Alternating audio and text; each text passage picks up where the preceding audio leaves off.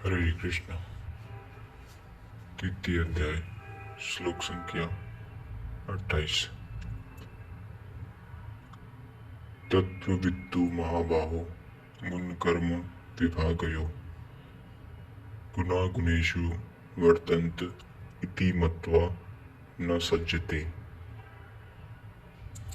हे महाबाहो, गुण और कर्म के विभाग को तत्वविद, परम तत्व परमात्मा की जानकारी वाले महापुरुषों ने देखा और संपूर्ण गुणों में व्रत रहे हैं। ऐसा मानकर वे गुण और कर्मों के कर्तापन से आसक्त नहीं होते। यहाँ तत्व का अर्थ परम तत्व परमात्मा है, न कि 5 या 25 तत्व जैसा कि लोग गणना करते हैं। योगेश्वर श्री कृष्ण के शब्दों में तत्व एकमात्र परमात्मा है, अन्य कोई तत्व है ही नहीं। गुणों को पार करके परम तत्व परमात्मा में स्थित महापुरुष गुण के अनुसार कर्मों का विभाजन देख पाते हैं। तामसी गुण रहेगा तो उसका कार्य होगा आलस्य, निद्रा, प्रमाद, कर्म में प्रवृत्त न होने का स्वभाव। राजसी गुण रहेंगे तो आराधना से पीछे न हटने का स्वभाव, शौर्य, स्वामी भाव से कर्म होगा। और सात्विक गुण कार्यत्र होने पर ध्यान, समाधि, अनुभवी उपलब्धि, धारावाहिक चिंतन, सरलता स्वभाव में होगी। गुण परिवर्तनशील है।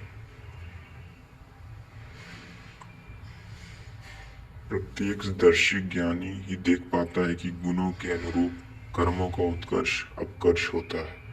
गुण अपना कार्य करा लेते हैं, अर्थात गुणों में बरतते हैं। ऐसा समझकर वह प्रत्येक दृष्टा कर्म में आसक्त नहीं होता। किंतु जिन्होंने गुणों का पार नहीं पाया, वो अभी रास्ते में है। उन्हें तो कर्म में आसक्त रहना है।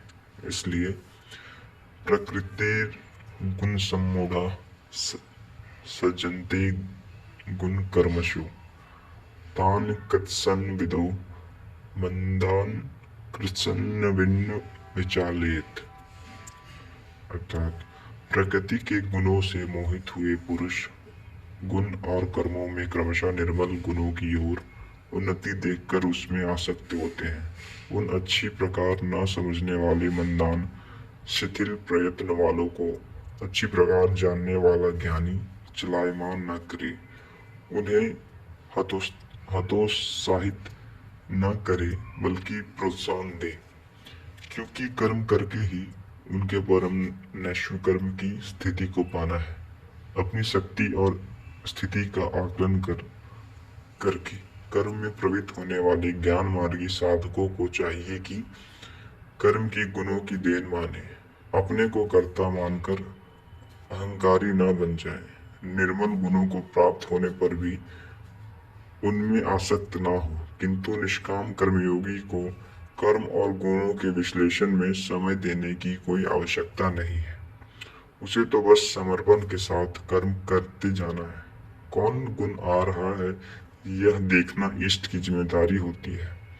गुणों का परिवर्तन और कर्म से उत्थान वह इष्ट की ही देन मानता है और कर्म होने को भी उन्हीं की देन मानता है।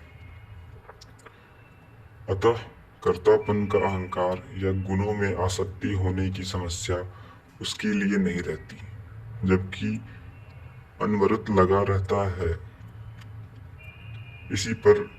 और साथ ही युद्ध का स्वरूप बताते हुए श्री कृष्ण कहते हैं, आगे के श्लोक हम अगले अध्याय में देखेंगे।